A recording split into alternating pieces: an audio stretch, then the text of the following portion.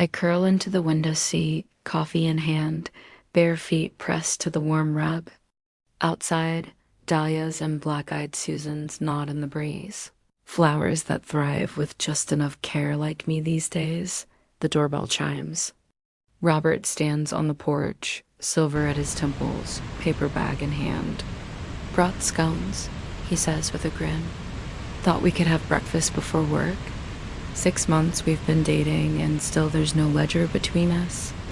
No quiet tally of favors owed. Just presents dot as we spread jam on warm pastry. My phone vibrates. Cousin Vivian dot, her voice trembles through the line. Derek left. The kids are a mess. I can't make rent this month. Just until I get on my feet." The words land softly, familiarly. I breathe once, twice. "I'm sorry that's happening," I say gently. "There's a resource center on Willow Street that helps with emergency rent. I'll text you the number." Silence hums on the other end. "That's it?" Vivian snaps. "After everything the family's done for you." "Yes," I say. "That's what I can offer right now." I end the call, the quiet afterward feeling like sunlight. Robert returns to the table. "Everything okay?" "Actually," I say, smiling, "yes." In the afternoon, I collect mail from the porch. Among bills and catalogs lies my mortgage statement. No red warnings, no threats. Just steady progress, principal shrinking month by month. I open the fridge. Fresh vegetables, sharp cheddar. Juice in the glass bottle I like even though it costs more. Small luxuries that exist only because I finally allow them at my desk. I open my old leather journal, the one Dad gave me at 16. "For your big ideas," he'd said. Inside I write, "Family isn't martyrdom. Love shouldn't require disappearing. Dr. Winter's words echo in my mind. Guilt is fear wearing virtue's mask. For once. The mask is off. That evening, friends fill my home for a delayed housewarming. Marcus and Janine. Mrs. Henderson with garden cuttings. Laughter floating through open windows. "Have our team started setting boundaries because of you," Marcus tells me. "You started something good?" Later, the youngest coworker, Jennifer, pulls me aside. "My brother's moving in temporarily," she says nervously. "He's already talking about staying forever." I don't know how to say no. I see the tightness in her shoulders, the same weight I used to carry. "Your worth isn't measured by sacrifice," I tell her. "And you don't owe anyone your exhaustion." Her relief is almost luminous. "I didn't know I could choose differently," she whispers. "Yes," I say, smiling. "You can." When everyone leaves, I sit on the porch swing as the October night settles warm and still. The wind chimes Marcus brought for the occasion sing. Softly in the dark. My phone lights up one last time, Mom calling.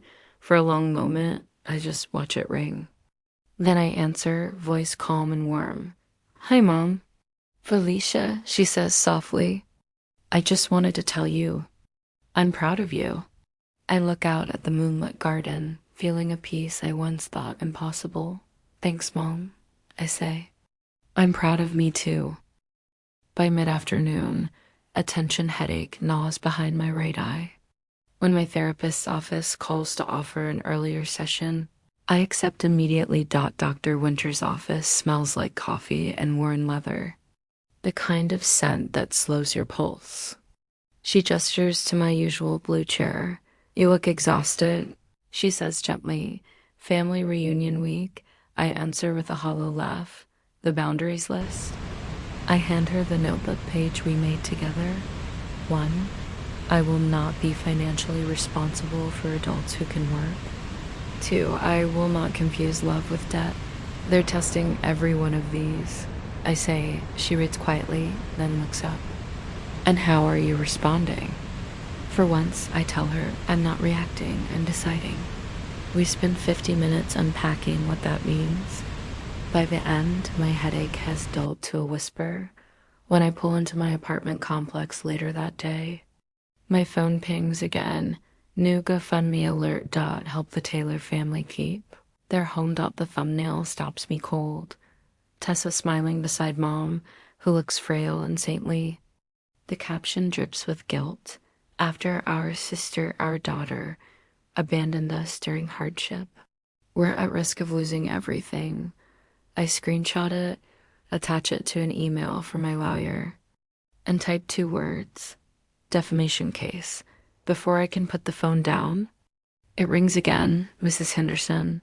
Thought you should know, she says briskly. People are asking questions. Betty Marshall remembered your father's insurance payout and cornered Clara at church. Asked where the money went. What did she say? I ask, gripping the steering wheel. Something about medical bills. Then Betty reminded her about the kitchen remodel. A sharp laugh escapes me. The remodel I paid for?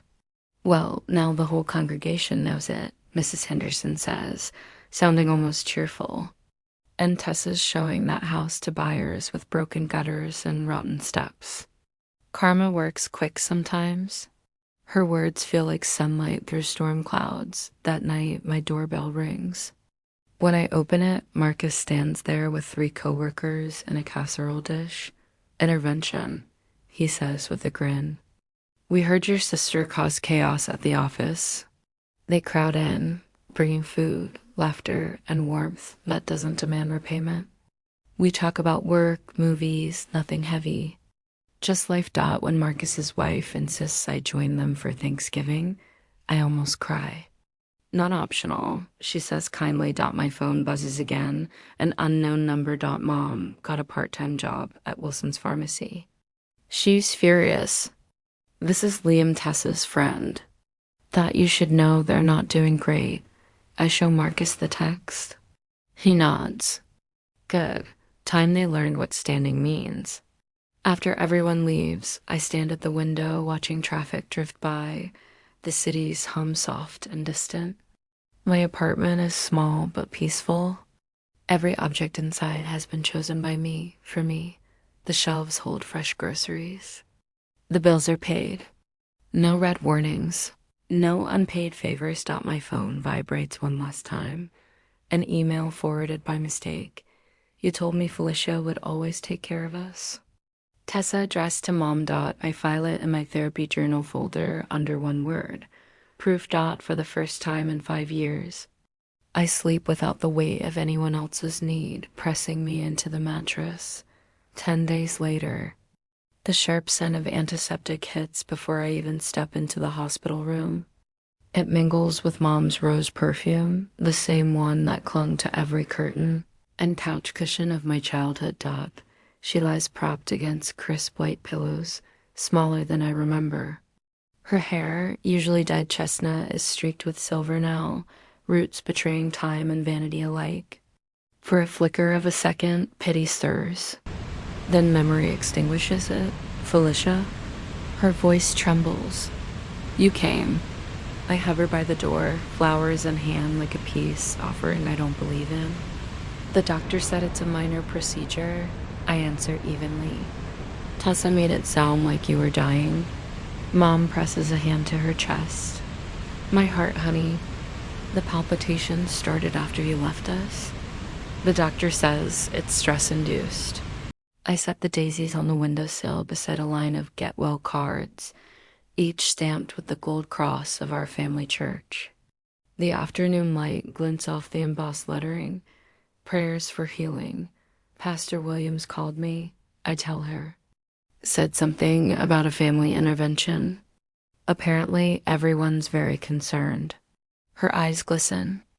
Running away, cutting off your family. That isn't like you, Lily. That old nickname slides through the air like a hook baited with guilt. My chest tightens. For a moment, I almost reach for my checkbook. Almost say just until you get back on your feet, but almost isn't enough to undo what I've learned.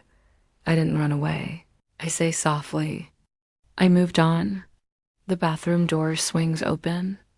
Tessa steps out, all polished edges and calculated worry. She freezes when she sees me. Oh, you're here. Briefly, I say. She slips her phone into her tote and moves toward me, arms outstretched. Did you get my messages about the family meeting? Everyone's coming. I'm not staying for that, I reply, unmoved. Tessa's smile flickers, but she covers it quickly. She reaches into her bag and pulls out a cracked leather photo album. I brought something that might help you remember who we are. The book opens to a faded Polaroid dad, teaching me to fish while little Tessa watches from the shore. The image aches somewhere deep, but I hold steady. Family comes first, Tessa whispers. That's what Dad always said. I look up slowly. Is that why you told people I'd had a breakdown? To help me remember family values? Color drains from her face. I was worried about you. Worried enough to spread rumors to the neighbors. To mislead Mom's doctor. Mom's monitor starts to beep faster. Felicia, please not here. The throbbing behind my temples sharpens. All you want, I say, is a reset. Just a little more help until you're back on your feet. Tessa flinches at her own words reflected back at her. You're mistaken, she insists. We just want a chance to fix things. No, I tell her. You want a chance to rebuild your dependency? There's a difference. I unzip my bag and pull out a thick folder. Pages stacked neatly, labeled carefully. Here, I brought something too. Tessa eyes it warily. What's that? Proof. I place the folder on the tray table. 5 years of mortgage payments, utilities, groceries, insurance, every dollar. I spent while you were in Atlanta finding yourself. Mom turns her head toward the window. That's cruel, Felicia. I was grieving. So was I replied quietly. But I still went to work. I still paid the bills. I kept you both housed while you called me selfish. I slide one last sheet from the back of the folder, a printed offer letter. Regional manager, Denver office, $20,000 annual increase. I said no to this, I tell them. Because you needed me. The room fills with sterile silence. Then Tessa's phone chimes a text she can't resist glancing at. Uncle Robert and Aunt Sarah just arrived. Pastor's with them. Good, I say. They should see this too. Asterisk, the door opens. Uncle Robert steps in first, face lined with concern. Aunt Sarah trails him, followed by Pastor Williams. The pastor's smile falters when he sees the papers covering Mom's tray. Felicia, he begins gently, we're here to help your family heal. Perfect, I say, gesturing to the documents. Then let's start with the truth. Uncle Robert leans over the bed, scanning the numbers. His eyes widen. Clara, what is all this? Mom stares at the ceiling. Tessa rushes in with her usual rescue instinct. Felicia's just under a lot of stress. She doesn't know what she's saying. Oh, I know exactly what I'm saying, I cut in. I've been supporting 3 adults on 1 paycheck while Mom tells everyone I abandoned her. Aunt Sarah lifts a mortgage statement, mouth tightening. Clara, you said Felicia left you penniless. She took the furniture. Mom blurts. The furniture I bought, I counter. After the insurance payout disappeared into Tessa's car and that kitchen remodel. Pastor Williams clears his throat uncomfortably. Perhaps this isn't the time. This is exactly the time. Uncle Robert interrupts, his voice sharp for once. He taps the Denver offer letter. You turned this down to stay, didn't you? I nod, unsure what to do with the sudden validation in his eyes. Then I'll tell you something, he says. Your father would be ashamed, Mom gasps, but he continues, gaze fixed on her. Ashamed of us, of how his wife and younger daughter treated the one who kept this family standing. The words slice through the air. The heart monitor clicks out its steady rhythm. Tessa stares at her shoes. Mom's chin trembles. I didn't realize, Mom whispers at last. I didn't know how much I took from you. Her confession hangs there, thin and weightless. Too late to matter, but not meaningless. I don't need apologies, I say, sliding the papers back into the folder. I just need respect. And space. But we're family, Tessa protests weakly. Yes, I say, meeting her gaze. And family doesn't mean one person carries everyone else. Not anymore. I stand. I hope you both find what you're looking for. But it won't be me. Wait, Tessa calls after me as I reach the door. Can we at least talk about the mortgage due next week? I pause, hand on the handle. No. The word echoes in the hallway behind me as I walk away, lighter with every step. A year later, morning sunlight filters through soft curtains and paints the hardwood floor in stripes of gold. The bungalow is small but bright a space built with peace instead of guilt. Something inside me clicks into place cold, sharp, unbreakable. A small laugh slips free. That's exactly it, Tessa. I didn't leave you with nothing. I left you with exactly what you earned. Mom gasps as though I've struck her. Tessa's face hardens. Felicia? Marcus's voice cuts through the tension. He's standing near the lobby doors, coffee in hand, brow creased with concern. Everything okay? We've got that supplier meeting in 5. Tessa tries to push past him. We're not finished here. Marcus shifts slightly, blocking her path with the kind of polite authority that doesn't need words. Ma'am, that area is for employees only. She's my sister, Tessa snaps, and she's my colleague, Marcus says pleasantly. Who has a meeting? I give him a grateful look and turn back to Mom and Tessa. I have to go. I suggest you use the drive back to figure out how to handle your bills. Their silence follows me all the way to the conference room. That evening, there's a knock on my apartment door. My neighbor, Sarah, stands there holding a casserole and an uncertain smile. We made too much. Thought you might want some. Her kindness nearly undoes me. Over dinner, she tells me about her job, her dog, her favorite bakery. Nothing heavy. Nothing that demands anything from me. Afterward, while we wash dishes, my phone buzzes again.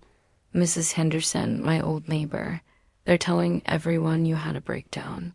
She says, voice sharp with outrage, that you vanished. But don't worry, I'm setting people straight. Nobody who watched you keep that house running believes them. For the first time in years, I laugh a full, unguarded laugh. Thank you. Don't thank me, honey, she says. You just keep living. Let the truth do the work. The next day, my supervisor stops by my desk. Take tomorrow off, he says. You've earned it. I protest, but he waves me off. Go breathe. And so I do dot the next morning. Gray light seeps through Knoxville's skyline as I load a small duffel bag into my trunk. I tell myself it's just a drive to finalize mail forwarding, but deep down, I know I need to see the house one last time. The interstate hums beneath my tires, miles blurring into silence. By the time I reach my old neighborhood, the air feels heavier, as if guilt still clings to every leaf and fence post. I park across the street, hands tightening around the steering wheel. The house looks tired. Dad's rose bushes droop, thirsty. Paint peels at the trim. The home I once fought to preserve already shows signs of neglect. Then the front door opens. Dylan steps out, lugging a box toward his car. I climb from my vehicle before I can talk myself out of it. Hello, Dylan.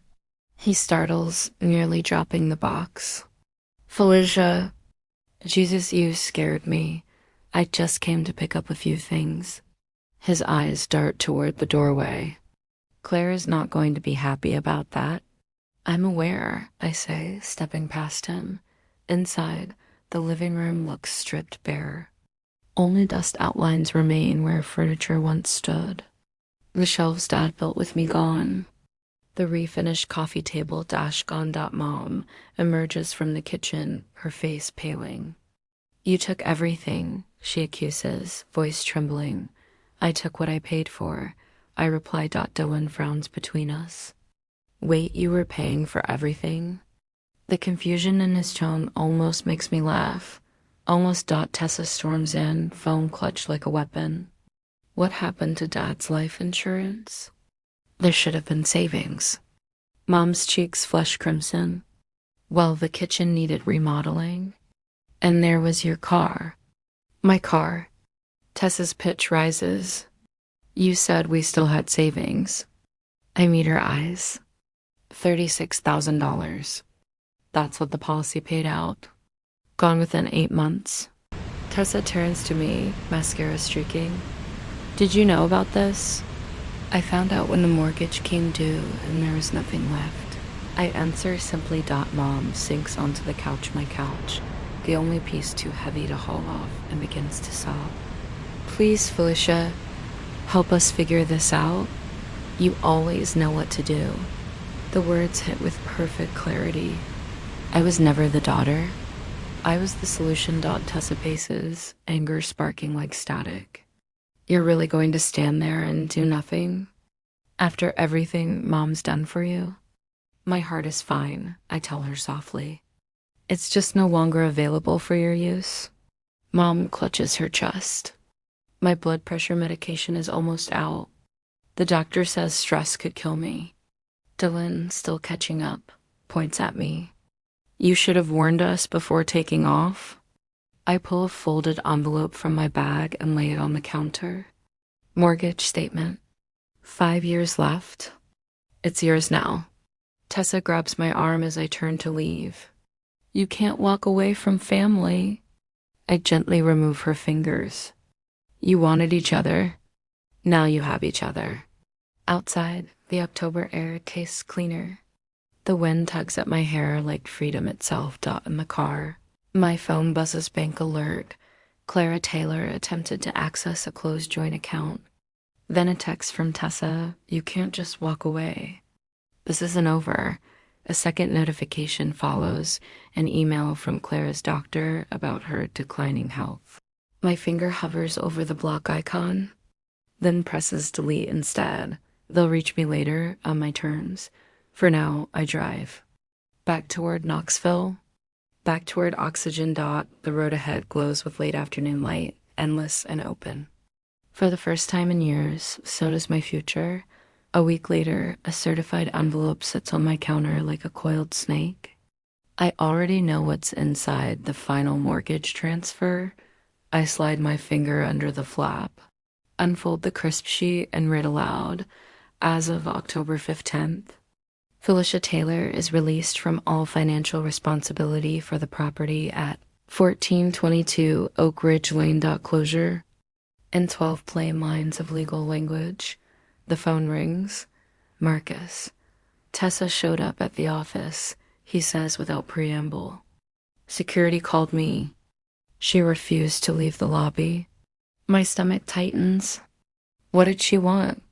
She was trying to speak to Mr. Reynolds about a charity donation for her struggling family. Used your name. I rub my temple. Of course she did. Don't worry. Reynolds shut her down fast. Said the company doesn't fund personal causes tied to employees. Thanks, Marcus. When I hang up, I finish addressing the envelope to the bank. My handwriting stays steady, even as my pulse flutters. I've spent 5 years patching holes in a ship that wasn't mine. It's time to let it sink. That evening, an email ping startles me. Subject: Suspicious Review, Horizon Logistics. The review reads: Felicia Taylor handles logistics the way she handles family, by abandoning ship when things get hard. Forward it to HR with 2 lines. Defamatory content from family. Please remove. Then I freeze all 3 credit bureaus.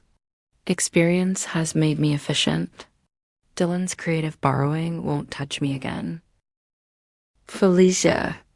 Mom sighs, disappointment tugging her mouth into familiar lines. Your sister needs us. Try thinking about someone besides yourself. The guilt rises like acid. I swallow it until it burns. I already told their landlord you'll cover their remaining lease. She adds, adjusting a magnet on the fridge as if it's nothing. Just until they get settled. You told what? Words scrape my throat dry. From the hall, Tessa laughs, low and conspiratorial. I turn in time to hear her murmur to Dylan, "We'll be fine." Felicia always handles everything. The wooden spoon in my hand snaps. I hadn't realized I was gripping it that hard. Sleep won't come in the guest room on the lumpy fold-out. At midnight, I open my laptop at the cramped desk pressed against the wall that used to hold my bookcase. An unread email pings up from 3 weeks ago, a thread between Mom and Tessa. I shouldn't look.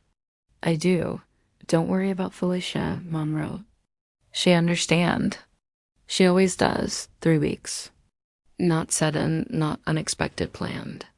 I was the only one not in the loop. My phone buzzes. Marcus Horizon. Offer at Knoxville still open if you want it. Regional. Housing option 2. I set the phone face down, but the possibility glows through the case. On the other side of the wall, Tessa's voice floats out of my old room. "We should update this space. Sell this old furniture, make it more our style." My furniture, bought with my paychecks. Declared outdated before their suitcases are even empty. Morning finds Mom at the kitchen table.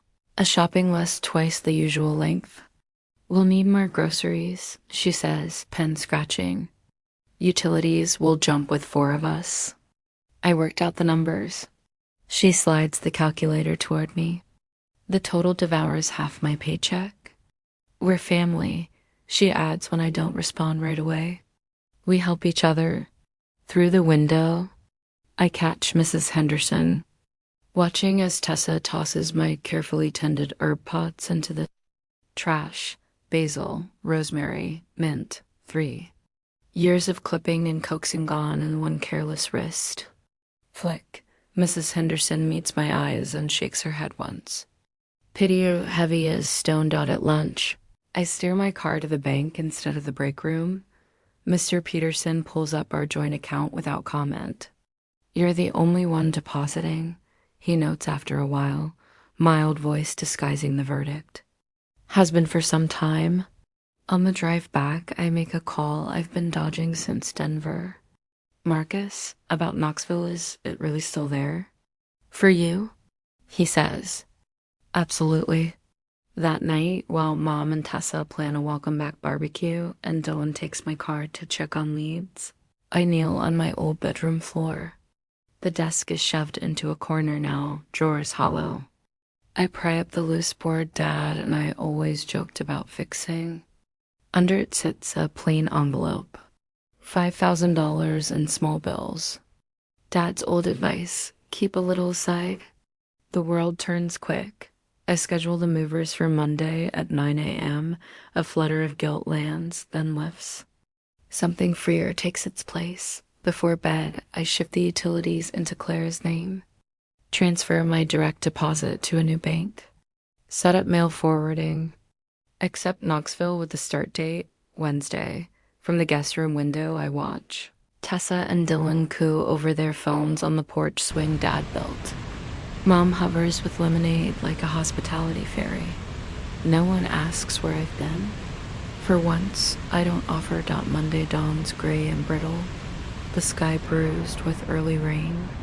The movers arrive at 9 sharp, 3 men with easy smiles and coffee in hand. They don't ask questions. They just start loading the boxes labeled guest room that contain the pieces of my old life. Heading far? One of them asks casually as he lifts the final box onto the truck. Far enough. I say dot by the time the last box disappears. I've scrubbed the kitchen counter until my knuckles ache. The kettle, the spoon, the mortgage notice, everything is exactly as I want to leave it. Controlled. Clean. Done. Mom's laughter filters from the backyard. Tessa's high, performative giggle joins it. Dylan says something that makes them roar louder. They don't notice I'm leaving.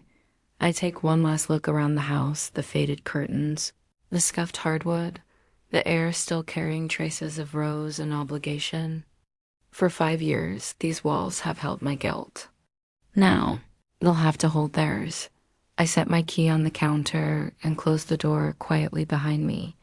The drive to Knoxville feels like exhaling after years of holding my breath. The highway stretches open, a smooth ribbon cutting through gold fields and distant hills. For the first time in ages, I drive without checking my mirrors for someone else's needs by sunset. I'm standing inside a small, sunlit apartment with blank white walls and a balcony that overlooks the river. It's nothing fancy, but it's mine. Every inch of it mine. I leave the last box unopened and collapse on the bed, still covered in its plastic wrap. For a long moment, I listen to the silence. No TV blasting dramas. No demands. No footsteps. Just peace.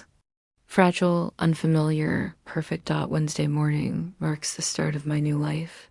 The first sound I hear is birds instead of alarms. I stretch across the bed, my limbs reaching the edges like I'm rediscovering space. No one needs me. No one calls my name. No one's counting on me to refill a prescription or fix a mess. The thought both thrills and terrifies. Coffee brews in a single mug mine. Breakfast is eaten without a TV buzzing in the background. The quiet doesn't feel empty anymore. It feels earned. My phone, however, has other ideas. 17 missed calls. 32 messages. How could you just leave us? We need you. Dad would be so disappointed. I read the previews without opening a single one. Then I set the phone face down and let the sunlight wash over my face. I won't carry their words today. 2 weeks later, I've already reorganized Horizon's Knoxville shipping department. Processing times are down by 14%. My new supervisor claps me on the back in the break room. Whatever Nashville paid you, he says, grinning, it wasn't enough. He's right. For the first time, my efforts belong to me. That night, I write in a new journal, a cheap spiral notebook from the corner store. I keep waiting for guilt that isn't coming. It, DOE sent single quotes T. instead. Something small and steady is blooming where the guilt used to live. Something like peace. Friday morning, the intercom buzzes. Miss Taylor, there are 2 women in the lobby asking for you. They say they're family. My pulse stutters. The word family hits like a reflex hammer to an old bruise. I'll be right down. I say. The elevator hums softly as I descend, each floor ticking down like layers of my old life peeling away. I rehearse Dad's counting trick 10 to 1, but my hands still shake. When the doors slide open, there they are. Mom's cardigan buttoned wrong, her hair unbrushed but styled just enough to suggest martyrdom. Tessa beside her, eyes rimmed in red but makeup flawless. There she is. Tessa announces loudly enough for the entire lobby to hear. The daughter who abandoned her family. A few strangers glance up from their phones. The security guard's brow furrows. I manage a calm smile. Good morning, this is unexpected.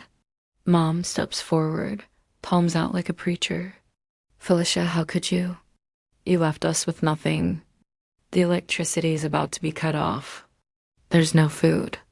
I keep my voice even. I left the accounts paid through the end of the month. 1 mortgage payment. The utilities in your name. Detailed notes on how to set up assistance programs. That's not enough. Mom snaps, voice climbing higher. We need you. We've always needed you. The security guard approaches. Everything all right here, Miss Taylor? This is a family matter, Tessa interjects sharply. My sister abandoned our mother. She's heartless. That's not true, I say quietly but clearly. Mom had Dad's pension. She chose not to work. She chose to spend what she had. You're unbelievable, Tessa spits. After everything we've done for you. The porch boards complain under my boots as I hunt for the right key in the fading light. October air slices straight through my thin jacket, a cold reminder that I've postponed buying a real winter coat for the 3rd year in a row.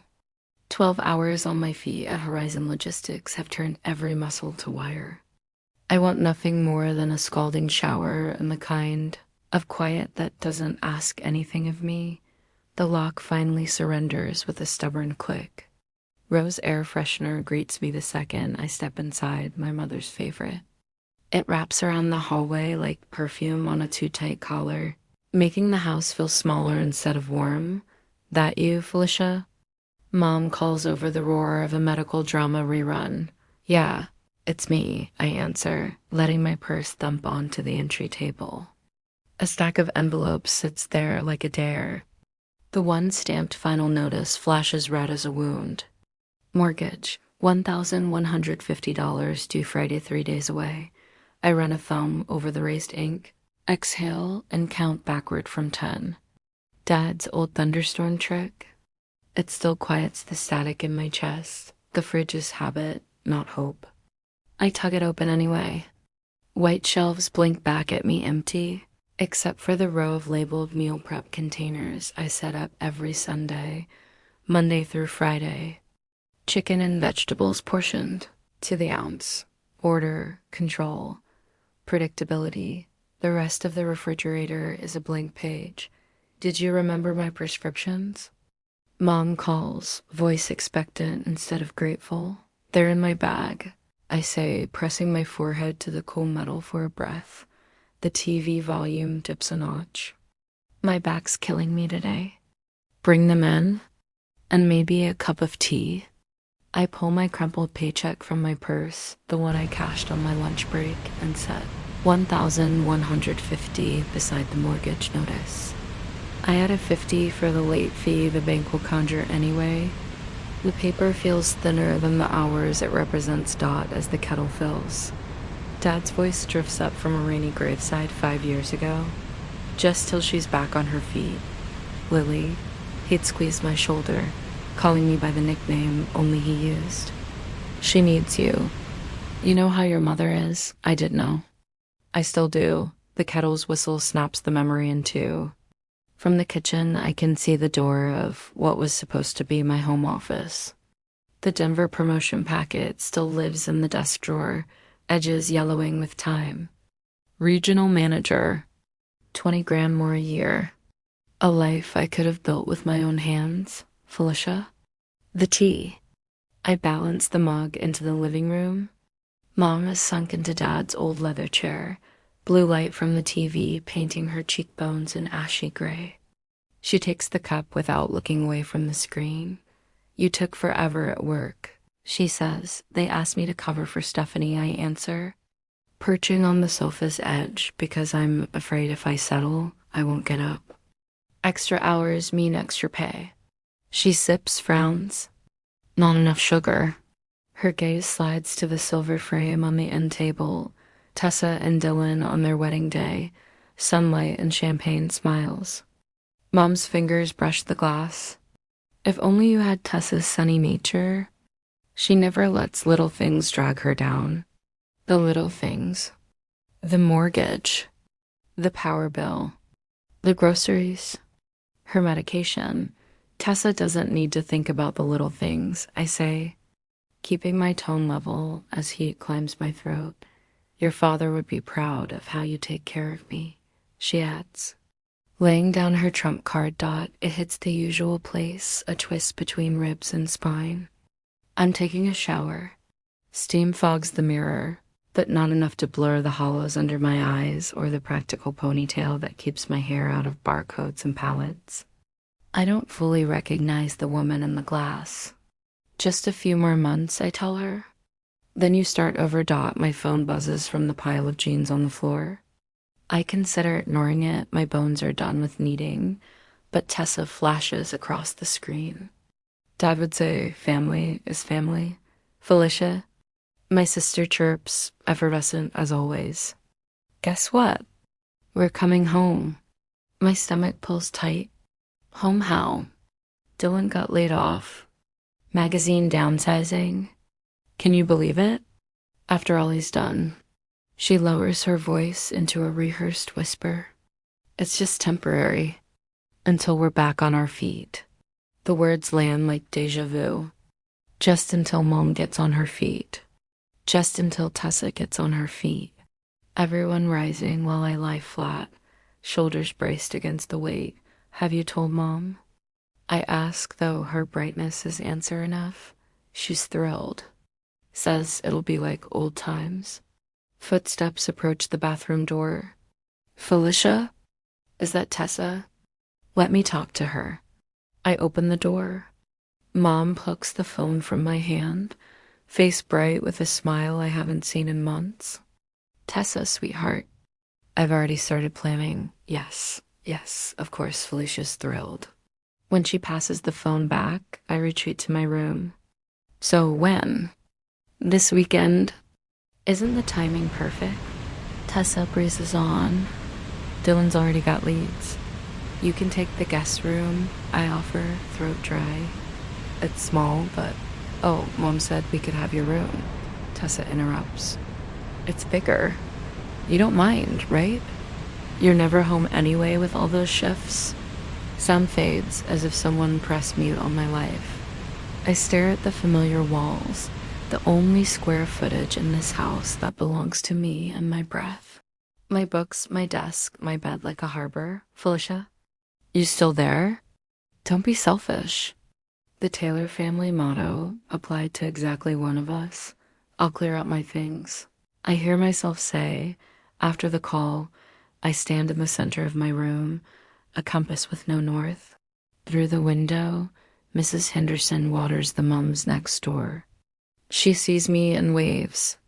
I lift my hand back in automatic reflex. 5 years of being a promise kept. From this angle, I finally see it clearly. I'm not a daughter in their story. Iron supply. A card they play. A reservoir to pump dry dot. The realization arrives without fireworks or rage. Just a quiet rearranging inside. Furniture sliding to make space for a truth I've kept on the porch. If I am, to them, dispensable, erasable, then maybe I'm also... Free.Saturday, the doorbell hammers 3 times in a row. Tessa's rhythm, impatient, precise. I step out of the guest room now crowded with boxes labeled with my handwriting bed linens. Books, office my life packed tight and stacked short. I open the door and she launches at me.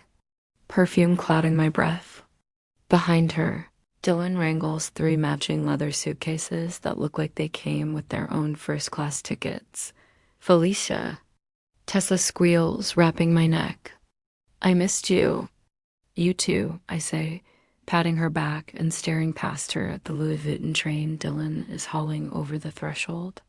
For a man in transition, he doesn't travel light. Mom's making your favorites, I add. Stepping aside, I told her not to fuss, Tessa beams. But you know how she is when her baby comes home. Her baby. Singular. The guest room's ready. I ask, though I already know. Yesterday, I came home to Mom elbow deep in my closet, stacking my life on the dining table like clearance items. Oh, Felicia. Tessa squeezes my arm, diamonds winking. You're such a homebody. This is perfect. Dylan and I need the space. Mom appears, dish towel in hand, eyes sparkling the way they haven't since the funeral. There's my girl. She breezes right past me into Tessa's arms. I stand to the side, watching them through imaginary glass. 3 suitcases for a temporary stay. Luxury luggage for people in crisis.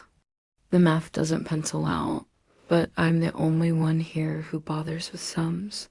Dylan, put your things in Felicia's room, Mom calls, still looped around my sister's shoulders. She's moved into the guest room? Already. Dylan raises a brow. Mom handled it, I say. She was very efficient. I wanted it to be perfect for you too, Mom chirps. Pleased with herself, I retreat to the kitchen and lift the lid on the roasting pan. Pot roast, carrots, potatoes, the menu of comfort. Dad's favorite, resurrected for Tessa's homecoming. The smell used to taste like belonging. Tonight it tastes like hierarchy. The car keys are on the hook. Mom calls to Dylan. Felicia won't need it Monday. She can take the bus. My hand freezes on the lid. What? Mom fills the doorway. Dylan needs to hunt for jobs. You can manage the bus for a few days. A few days has a habit of stretching like taffy. I set the lid down carefully, buying time with gentleness. I have meetings across town Monday. I need the car.